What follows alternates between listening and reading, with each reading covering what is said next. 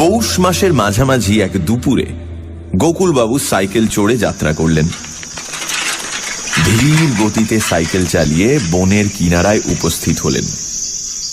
বনের কিনারায় একটি গ্রামে এক মুদির দোকানে সাইকেল রেখে তিনি জঙ্গলের মধ্যে প্রবেশ করলেন। জঙ্গলটি আকারে প্রায় গোলাকৃতি, ব্যাস অনুমান 3 মাইল। এর আশেপাশে কয়েকটি ছোট ছোট গ্রাম, কোন গ্রাম হিন্দু প্রধান, কোন গ্রাম মুসলমান প্রধান। গ্রামবাসীরা সকলেই চাষী। জঙ্গলের চারপাশে গ্রামগুলি দেখে মনে হয় যেন জঙ্গলকে পাহারা দেবার জন্যই থানা বসিয়েছে। বনটি খাসমহলের সম্পত্তি হলেও গ্রামবাসীরা এখানে গরু মোষ চড়ায়। গোকুলবাবু বন্দুক কাঁধে নিয়ে বনের কেন্দ্রস্থল লক্ষ্য করে চললেন। বেলা 3টে, সূর্য একটু পশ্চিমে ঢলে গেছে। ঘাসে ঢাকা ভূমির এখানে ওখানে প্রকাণ্ড প্রকাণ্ড গাছগুলো একা দাঁড়িয়ে আছে। কোথাও বা কয়েকটা গাছ একসঙ্গে ঘোট পাকিয়েছে। বট গাছগুলো ফলে ফলে রাঙা, কিন্তু আশ্চর্য, কোথাও একটিও পাখি নেই। এই সময় গাছে গাছে ফলের লোভে পাখির ভিড় লেগে থাকে। আজ পাখিগুলো গেল কোথায়? গোকুলবাবু এক জায়গায় স্থির হয়ে দাঁড়িয়ে কান পেতে শুনলেন। ঘুঘুর উদাস বিলাপ, বন পায়রার ফটফট পাখার আওয়াজ, না, কিছুই শোনা যাচ্ছে না। তিনি চারদিকে দৃষ্টি ফেরালেন। কই, গরু ভেড়াও তো চড়ছে না। বনের সকল পশু পাখি শলা পরামর্শ করে একসঙ্গে অদৃশ্য হয়েছে নাকি? বিরক্ত হয়ে তিনি মনে মনে মন্তব্য করলেন, মানে হয় না। তবু তিনি এগিয়ে গেলেন। কাল হয়তো একদল শিকারী এসেছিল, দমাদ্দম বন্দুক চালিয়ে পাখিগুলোকে বন ছাড়া করেছে, কিংবা হয়তো বনের অন্য প্রান্তে তারা জড়ো হয়েছে। গোকুলবাবু বড় বড় গাছগুলো তলা দিয়ে হাঁটতে হাঁটতে উপরে গাছের ঘন ডালপালার দিকে তাকালেন। হরিয়াল পাখিগুলো বর্ণচোরা।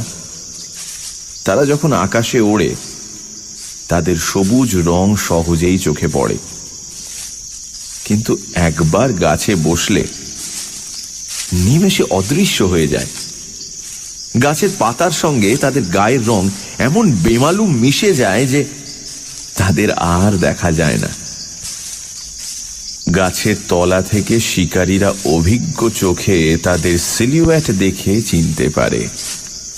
গোকুলবাবু দেখতে দেখতে চললেন, কিন্তু একটিও হরিয়াল দেখতে পেলেন না। বনের মাঝখানে 8-10টা বড় বড় গাছ এক হয়ে নিচে ঘন ছায়া ফেলেছে। গোকুলবাবু কাঁধ থেকে বন্দুক নামিয়ে একটি গাছের গুঁড়িতে হেলান দিলেন। খানিকটা নিরাশ ভাবে গাছতলায় বসলেন। যে পুকুরে মাছ নেই সে পুকুরে মাছ ধরা এবং যে বনে পাখি নেই সে বনে পাখি মারতে আসা, হ্যাঁ, কি কথা, মানে হয় না। তিনি পকেট থেকে কুচো সুপুরি বের করে কিছুক্ষণ চিবোলেন। তারপর মন একটু চাঙ্গা হতে উঠে দাঁড়ালেন। উঠে দাঁড়াতেই কে যেন তার পেছন থেকে গরম পাঞ্জাবির কোনা ধরে টান দিল। গোকুলবাবু চমকে ফিরে চাইলেন। তার বুক ধড়াস করে উঠল। ভয়ের কিছু নয়, গাছের গোড়ায় একটা কাঁটা লতা ছিল, তারই কাঁটায় পাঞ্জাবির কোণটা আটকে গিয়েছিল। গোকুলবাবু ধাতস্থ হলেন, কিন্তু গত বছরের একটি ঘটনা তার মনে পড়ে গেল।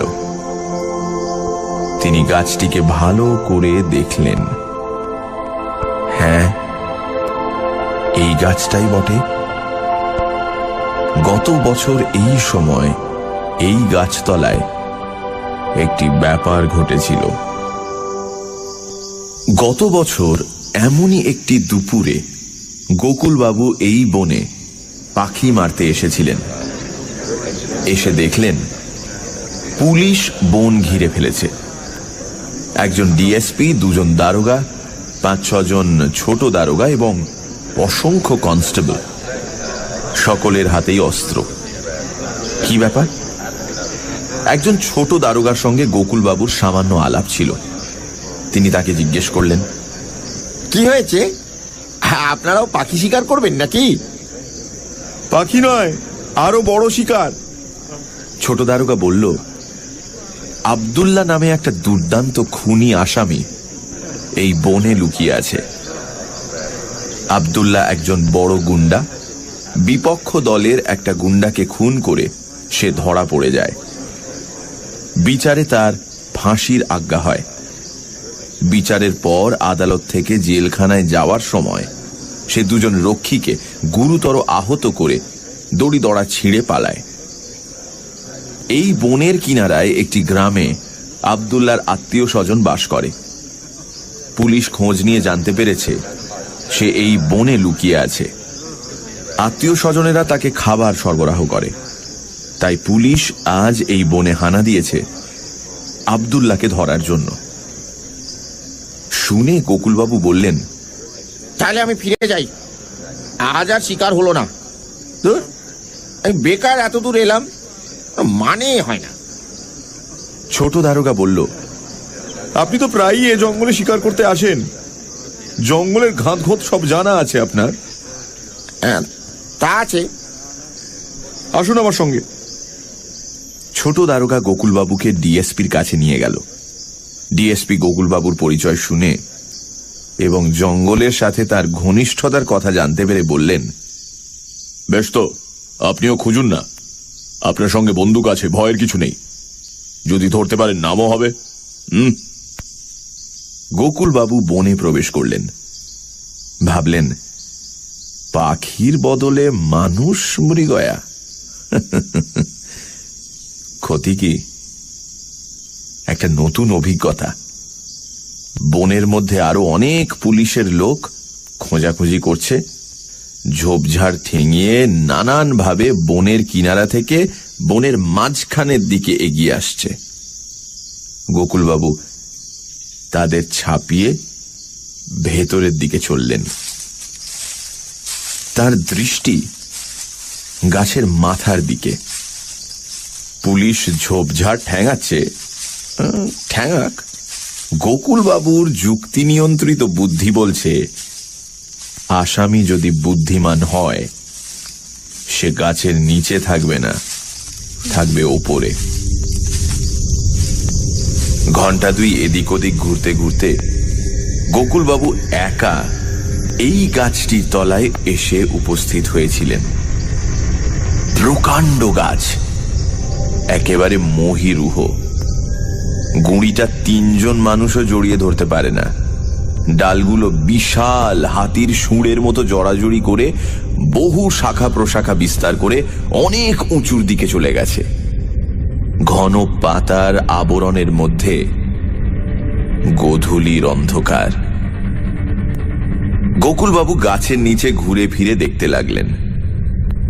উপরের দিকে মুখ করে দেখতে দেখতে তার চোখ পড়ল মাটি থেকে আন্দাজ 20 হাত উঁচুতে একটা মোটা ডালকে গিরগিটির মতো জড়িয়ে আছে একটা মানুষের দেহ। অভিজ্ঞ চোখ না হলে মানুষের দেহ অত নিচু থেকে বোঝা যায় না। মনে হয় গাছেরই একটা ডাল। গোকুলবাবুর বন্দুকে টোটা ভরাই ছিল।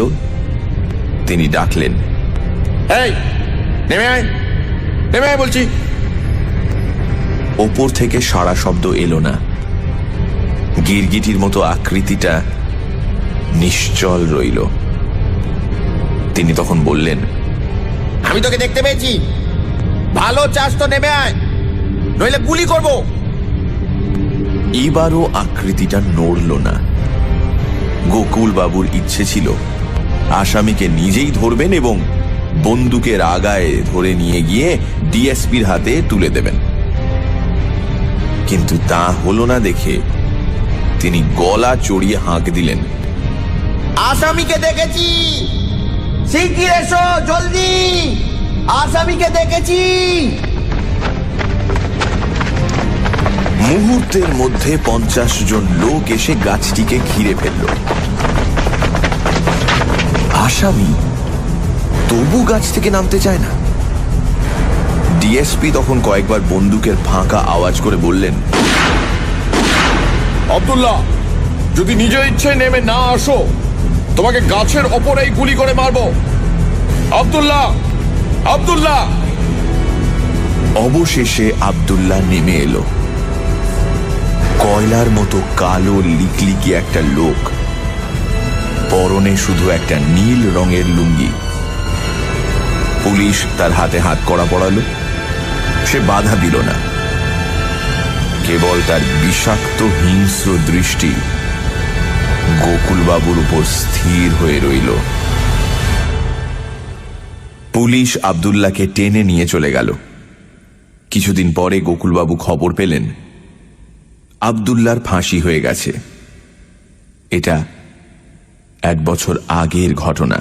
সানডে সাসপেন্সে আজ শরদিন্দু বন্দ্যোপাধ্যায়ের লেখা কালো মোরগ। লজিকের প্রফেসর গোকুলবাবু। অত্যন্ত যুক্তিপরায়ণ এই মানুষটির কাছে জীবনের অনেক কিছুরই কোনো মানে হয় না। শিকার করতে ভালোবাসেন। একাই শহর থেকে একটু দূরে একটা জঙ্গলে গেলেন শিকারের আশায়, কিন্তু সেদিন জঙ্গলে একটাও শিকার পেলেন না। একটা গাছের নিচে এসে হঠাৎ তিনি চমকে উঠলেন এবং তার মনে পড়ে গেল ঠিক 1 বছর আগের একটা ঘটনা। তিনি এসেছিলেন এই একই জঙ্গলে। সেদিন পুলিশ 4 দিক থেকে জঙ্গলটা ঘিরে ফেলেছিল। ছোট দারোগা জানালেন একটা খুনি আসামি জঙ্গলে গা ঢাকা দিয়ে আছে, গোকুলবাবু যদি একটু সাহায্য করেন তাকে খুঁজে বার করতে। গোকুলবাবু খোঁজাখুঁজি করে সেদিন ওই আসামিকে ধরিয়ে দিয়েছিলেন। অর্থাৎ সেদিন তিনি পাখি শিকারের বদলে জঙ্গলে মানুষ শিকার করেছিলেন। পরে জেনেছিলেন খুনি আসামি আব্দুল্লাহর ফাঁসি হয়ে গেছিল। তারপর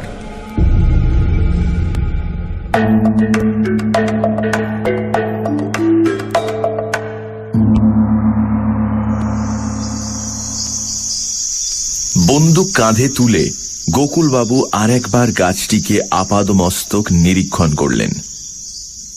হ্যাঁ, এই গাছ থেকেই তিনি আব্দুল্লাহকে ধরিয়ে দিয়েছিলেন। ওই যে ডালটা, যার গায়ে তার কালো দেহটা গিরগিটির মতো জড়িয়েছিল।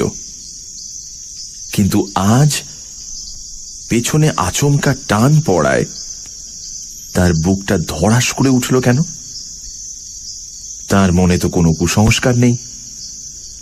লজিকের ফাঁদে যা ধরা যায় না তা তিনি বিশ্বাস করেন না। তবে নিশ্চয়ই গত বছরের ঘটনাটা তার অবচেতন মনে রয়ে গিয়েছিল। মনের অনাবশ্যক জঞ্জাল মানেই হয় না। তিনি আবার হাঁটতে আরম্ভ করলেন। শীতের সূর্য আরেকটু পশ্চিমে ঢলে গেছে। রোদের রং হলদে। গোকুলবাবু দ্রুত পা চালালেন। বনের ওদিকটা দেখে তাড়াতাড়ি ফিরতে হবে। বনের মধ্যে রাত কাটানোটা উচিত নয়। আরো মাইলখানে গিয়ে গোকুলবাবু দাঁড়ালেন। ধুত্তুর, আর টোটো করে কি হবে? সব পাখি পালিয়েছে। এখন ঘরের ছেলে ঘরে ফিরে গেলেই ভালো। গোকুলবাবু অসংখ্যবার শিকারে এসেছেন, কিন্তু নিষ্ফল যাত্রা কখনো হয়নি।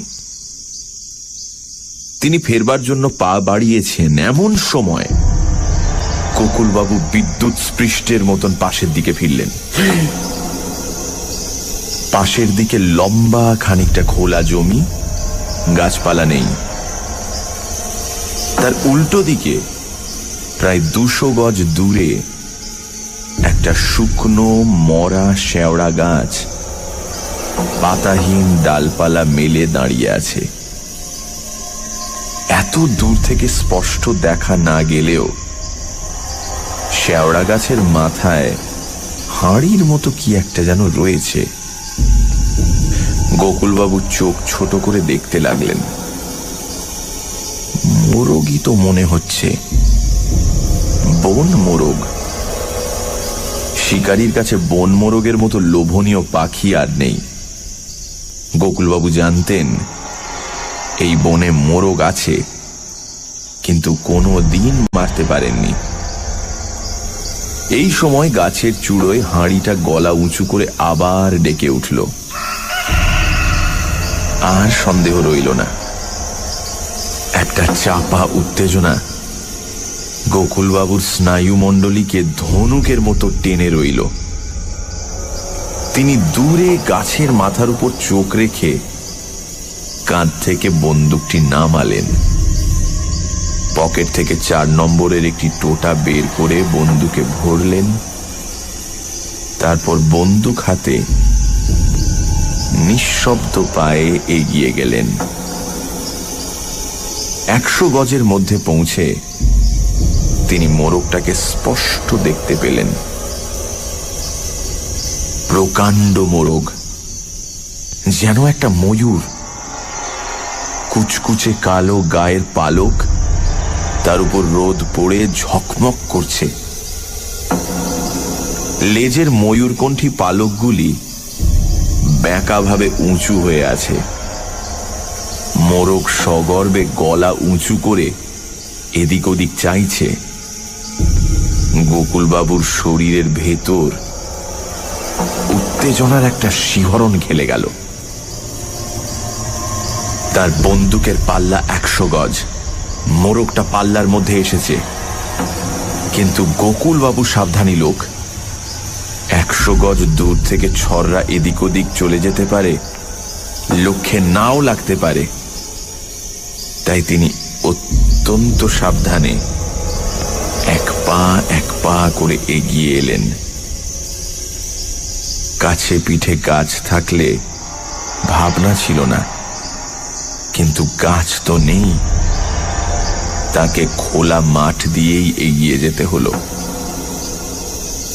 আরো 25 গজ গিয়ে তিনি থামলেন। এবার বেশ পাল্লার মধ্যে এসেছে, আর লক্ষ্যভ্রষ্ট হবার ভয় নেই। তিনি ধীরে ধীরে বন্দুক তুললেন, কিন্তু টিপ করে ঘোড়া টেপবার আগেই মোরগটা ফরফর শব্দ করে উড়ে গেল।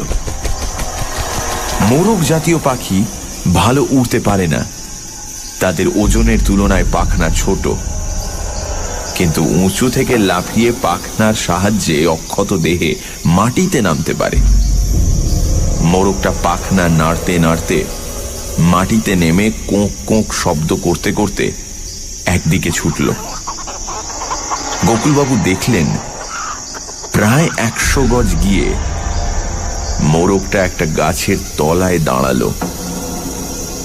তারপর যেন কিছুই হয়নি এমনই ভাবে গাছের নিচু ডালে উঠে ডাকল। গাছের তলায় ছায়া ছায়া, তবু মোরগটাকে স্পষ্ট দেখা যাচ্ছে। গোকুলবাবু বেড়ালের মতো চুপচাপ এগিয়ে গেলেন। তার বাহ্য জ্ঞান নেই, সমস্ত ইন্দ্রিয় ওই পাখিটির ওপর কেন্দ্রীভূত হয়েছে। তিনি আবার তার পাল্লার মধ্যে হাজির হয়েছেন, কিন্তু এবারও বন্দুক তোলার সঙ্গে সঙ্গে মোরগ উড়ে গেল। বেশি দূর গেল না, ঠিক পাল্লার বাইরে গিয়ে একটা ঝোপের পাশে দাঁড়ালো। গলা উঁচু করে ব্যঙ্গ ভরে ডাকল। গোকুলবাবু আবার চললেন। নিয়তির চুম্বক তাকে টেনে নিয়ে চলল। ক্রমে সূর্য বনের আড়ালে ঢাকা পড়ল। চারিদিক ছায়া ঘেরা। গোকুল বাবুর সেদিকে কিন্তু কোনো লক্ষ্য নেই। তিনি মোহগ্রস্তের মতো মোরগের পেছনে চললেন, কিন্তু অনেক চেষ্টা করেও তিনি মোরগটাকে মারতে পারলেন না। যতবার ধরা ছোঁয়ার মধ্যে আসেন ততবার বন্দুক তোলার সঙ্গে সঙ্গে মোরগ পালিয়ে যায়। তার অনুসরণ করে তিনি কোন দিকে চলেছেন তাও তার লক্ষ্য নেই। কেবল একাগ্র চিত্তে পাখির পেছনে চলেছেন।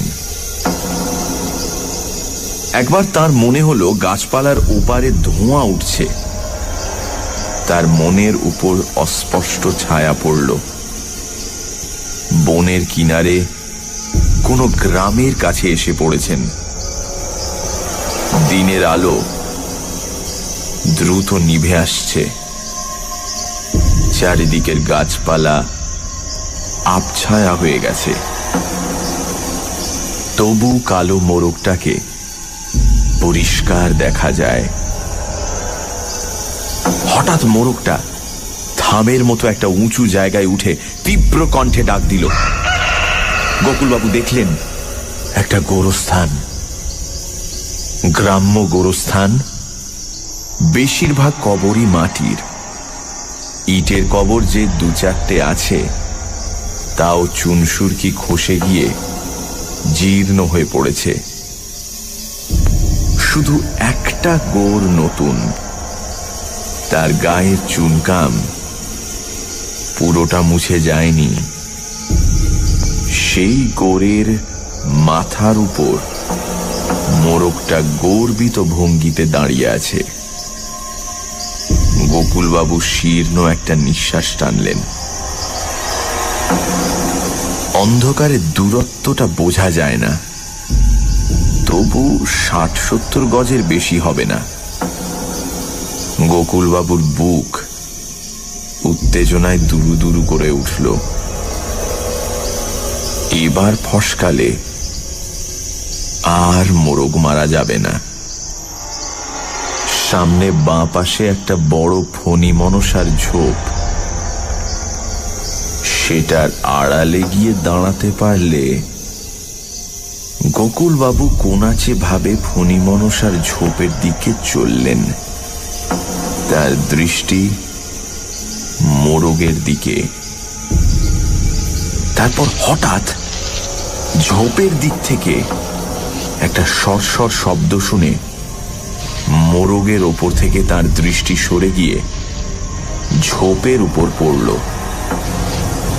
ঝোপের ভেতর থেকে একটা কালো মানুষের মুখ বেরিয়ে আসছে। নিষ্ক্রান্ত দাঁত, চোখ দুটো অপার্থিব হিংসায় জ্বলছে। দুই হাতে ফণী মনসার কাঁটা সরিয়ে মূর্তি বেরিয়ে এলো। কয়লার মতো কালো গায়ের রং, পরনে নীল রঙের লুঙ্গি। নরঘাতক আব্দুল্লাহ! তার অভিপ্রায় সম্বন্ধেও সন্দেহের কোনো অবকাশ নেই। গোকুলবাবু দ্বিধা করলেন না, বন্দুক তুলে ফায়ার করলেন আব্দুল্লাহর মুখে। কিন্তু কিছুই হলো না। আব্দুল্লাহ এগিয়ে আসতে লাগলো। গোকুলবাবু কিছুক্ষণের জন্য হতবুদ্ধি হয়ে গেলেন। তারপর যে কথাটা বিপদের সময় তিনি ভুলে গিয়েছিলেন সেটা মনে পড়ে গেল। আব্দুল্লাহ তো ফাঁসি হয়ে গেছে, সে তো বেঁচে নেই। গোকুলবাবুর হৃৎপিণ্ডটা একবার উন্মত্তভাবে লাফিয়ে উঠল। তার যুক্তিনিষ্ঠ মস্তিষ্কে শেষবারের জন্য চিন্তার ছাপ পড়ল। মানেই হয় না।